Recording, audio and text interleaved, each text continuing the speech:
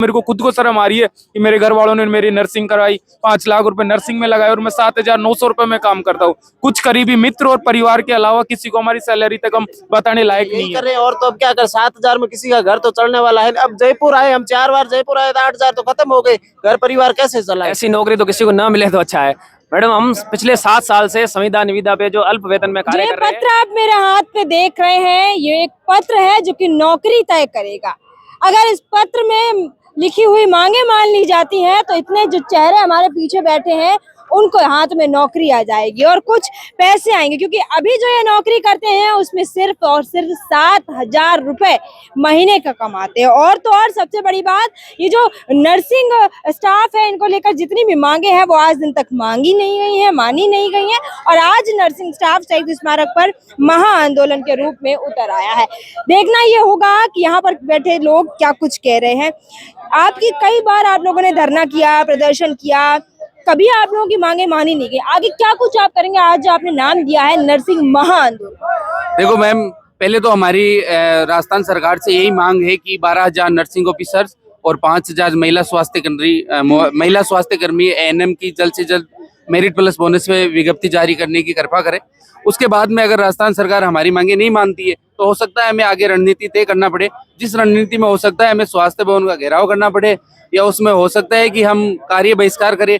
कार्य बहिष्कार जैसे काम में ऐसा होता है कि मैम, जैसे हमारे सीनियर साथी जो परमानेंट काम कर रहे हैं वो भी साथी हमारे साथ में है और जो हमारे गवर्नमेंट का जो संगठन है आरएनए राजस्थान नर्सिंग एसोसिएशन वो भी हमारे साथ में है, वो हमारा पूर्णतः सहयोग करे। गवर्नमेंट तो कह रही है कि 2 साल में हमने इतनी नौकरियां दी कि आज के युवा है वो बेरोजगार नहीं है, खुश है, और लेकिन आप लोग धरने पर बैठे हो। नहीं मैम, किसी प्रकार की कोई ऐसा हमारा नर्सिंग फील्ड में कोई विज्ञप्ति ऐसा कोई भी नौकरी नहीं दी है।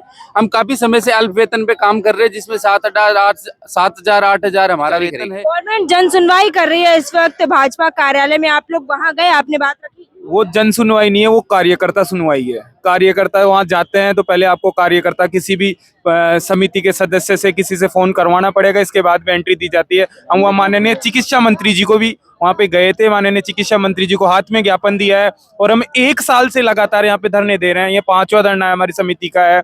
और भजन लाल सरकार, ये भाजपा कार्यालय में गए थे तब आपने किससे साइन करवाया? हमारे पदाधिकारी को साथ में लेके गए थे, वो साथ में गए थे, उन्होंने हमारा ज्ञापन दिलाया था। हमारे जो एसोसिएशन के अध्यक्ष है वो साथ में गए थे। तो जब हमारे को एंट्री दी गई थी और साथ में ज्ञापन दिया है। मैम, भजन लाल सरकार दावा करती है कि हम स्वास्थ्य विभाग की बजट घोषणाओं का 90% पूरा कर चुका है। मैं आपके चैनल के माध्यम से पूछना चाहता हूँ माननीय चिकित्सा मंत्री जी से, माननीय मुख्यमंत्री जी से, आप बताएं कि कितनी आपने परमानेंट भर्तियां निकाल दी है 2 साल में। जो भी उन्होंने भर्तियां पूरी की है वो पिछले कार्यकाल की भर्तियां थी। और ये जो युवा है ये 7,900 रुपए में काम करने वाले हैं। ये अपनी सैलरी में आपके चैनल के माध्यम से आपको मैं बता रहा हूँ, मेरे को खुद को शर्म आ रही है कि मेरे घर वालों ने मेरी नर्सिंग कराई, 5 लाख रुपए नर्सिंग में लगाए और मैं 7,900 रुपए में काम करता हूँ। कुछ करीबी मित्र और परिवार के अलावा किसी को हमारी सैलरी तक हम बताने लायक नहीं है। 7,900 रुपए में 2 किलो दूध भी नहीं आता साल महीने भर का। हमारे भी बच्चे हैं, माता पिता है, परिवार है, सामाजिक भी है, कहाँ जाना भी होता है।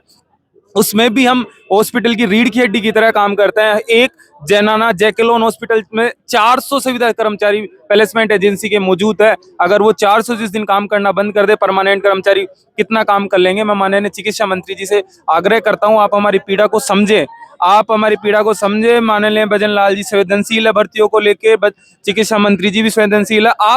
अब हमारा सब्र का अंत हो चुका है। आप जल्दी से जल्दी मेरिट प्लस बोनस से, जो 2013 में भर्ती आई, 2016 में आई, 18 में आई, 2023 में भर्ती पूरी है, उसी माध्यम से आप मेरिट प्लस बोनस के 12,000, एएनएम के 6,000 पदों पे जल्द से जल्द विज्ञप्ति जारी करें। धन्यवाद। सब्र का बांध जब टूटता है तो ऐसे ही चेताना पड़ता है सरकारों क्योंकि सरकार लगातार कह रही है हमने 2 साल बेमिसाल काम किया है, युवाओं को रोजगार और नौकरी दी है। जहां एक और आप बड़े बड़े नारे, होर्डिंग्स, पोस्टर्स देख रहे हैं, वहीं आप लोग ये भी देख रहे होंगे कि किस तरीके से युवा बेरोजगार भी है। आप लोग नौकरी करके भी नौकरी नहीं कर रहे हैं अगर देखा जाए तो। ऐसी नौकरी तो किसी को ना मिले तो अच्छा है।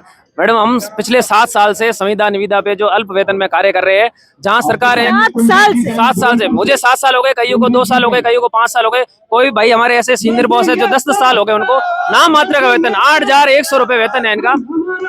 8,100 रुपए वेतन आज के इस महंगाई के दौर के अंदर आज के इस महंगाई के दौर में 8,000 में घर चलाना जो है नामुमकिन है। बच्चों की शिक्षा कर पाना मुश्किल है, घर का जो खर्चा चलाना मुश्किल है। हम अपने परिवार का लालन पालन कैसे करेंगे? कहाँ से आए हो? बाड़मेर, सीमांत बाड़मेर जिले से हम आए। कहाँ के रहने वाले हो? बाड़मेर। बाड़मेर, हम प्रॉपर सिटी में रहते हैं, जिला चिकित्सालय में हम कार्यरत है। हम हमारे यहाँ 40-50 साथी आए हैं। वहाँ हम व्यवस्था, बाड़मेर में कई सारे मंत्रियों के दौरे होते हैं, आप लोगों ने कभी कोशिश करी किसी भी मंत्री को अपनी पीड़ा बताने? बाड़मेर के सारे जनप्रतिनिधि, प्रभारी मंत्री, कलेक्टर महोदय, अन्य अधिकारी और जनप्रतिनिधि जितने हैं सबको हमने वहाँ की कलेक्टर जो है उनके पास अगर कोई भी दुख दर्द अपनी पीड़ा लेकर जाता है, जेन्युइन होती है, तो वो आगे तक लेकर जाती है। आप लोगों ने पहुंचाई? मैडम, कलेक्टर महोदय को हमने 4 बार ज्ञापन दिया। मैडम ने यही कहा कि हमने आपकी मांग को आगे मुख्य जो चिकित्सा मंत्री जी है, मुख्यमंत्री जी है, CS सर है, उन तक पहुंचा दिया है। जल्दी उस पर संज्ञान लेंगे। देखो, वो जिला स्तर के अधिकारी है, उनके हाथ में नहीं है कि वो हमारी भर्ती विज्ञप्ति को जारी करवा सके। वो हमारी बात को आगे तक पहुंचा सकते हैं, जो वो बखूबी निभा रही है। वो काम कर रही है। जी मैम, जी। आप भी बाड़मेर से आए? मैं भी बाड़मेर से आया हूँ मैडम।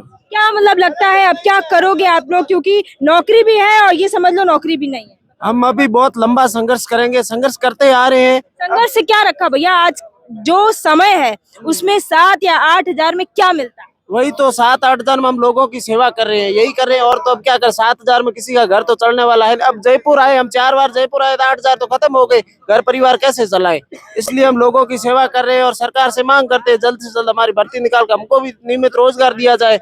अगर ऐसा ही रहा तो मंत्रिमंडल फेरबदल की बात चल रही है, चिकित्सा मंत्री को लेकर इतने सारे लोग अगर आंदोलन पर उतरते हैं, महाआंदोलन होता है, तो क्या कोई फर्क पड़ना चाहिए आप लोगों को लगता है? जी मैडम, एक बार जहाँ जो सरकार है युवाओं की बात करती है, और उसमें भी स्वास्थ्य विभाग जो सरकार का अहम हिस्सा है, जिसको रीढ़ की हड्डी कहा जाने वाला नर्सेज जो इस तरह दर दर की ठोकरें खाएगा, सड़क पे रोएगा, तो मुझे नहीं लगता कि चिकित्सा मंत्री जी जो हमारे सकारात्मक प्रयास लाएंगे, रंग लाएंगे। मुझे हमारा आग्रह रहेगा उनसे कि वो हमारी मांग को सुने और भर्ती विज्ञप्ति जो जल्द से जल्द जारी करें। देखिए, हम लगातार लोगों से बातचीत कर रहे हैं और जुड़ने की कोशिश कर रहे हैं। एक और पुरुष बैठे हैं, दूसरी ओर महिलाएं बैठी हैं, और वो सारी महिलाएं जो अपने घरों का कामकाज छोड़ के बार बार आंदोलन की ओर आ रही हैं। और देखिए किस तरीके से धरने प्रदर्शन करने पड़ते हैं। मैडम, आप लोग ये जो तख्तियां लेकर बैठे हुए हैं, क्या कुछ बताएंगे? क्योंकि आज ये स्थिति है कि महिलाएं या तो नौकरी करें या घर का काम करें, उसमें भी बीच में आंदोलन करने आना पड़ रहा है, धरना देने आना पड़ रहा है। हाँ मैम, हम आए हैं आंदोलन करने के लिए, उदयपुर से आए हुए हैं। उदयपुर से? हाँ, और मेरिट प्लस बोनस भर्ती के लिए आए हुए हैं। पहले भी हम 2022 में आए थे एक बार, अभी हमको 2022 के बाद अब आए हैं। अच्छा, कहीं ना कहीं ऐसा नहीं लगता है कि हम नौकरी तो कर रहे हैं, लेकिन ऐसी नौकरी का क्या फायदा?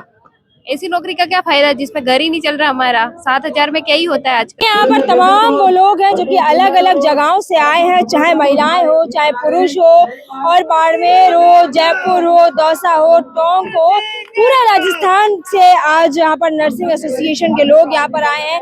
नर्सिंग स्टाफ का काम करते हैं, लेकिन अब बस इनकी नौकरी परमानेंट नहीं है संविदा पे। और ये जो पत्र आप मेरे हाथ में देख रहे हैं, ये एक ऐसा पत्र है जिसमें इनकी मांगे हैं। अगर इनकी मांगों को कोई पढ़ेगा, सुनेगा, विशेषकर चिकित्सा मंत्री सुनेंगे, तो उनको भी तरस आ जाएगा कि 8,000 रुपए में क्या होता है।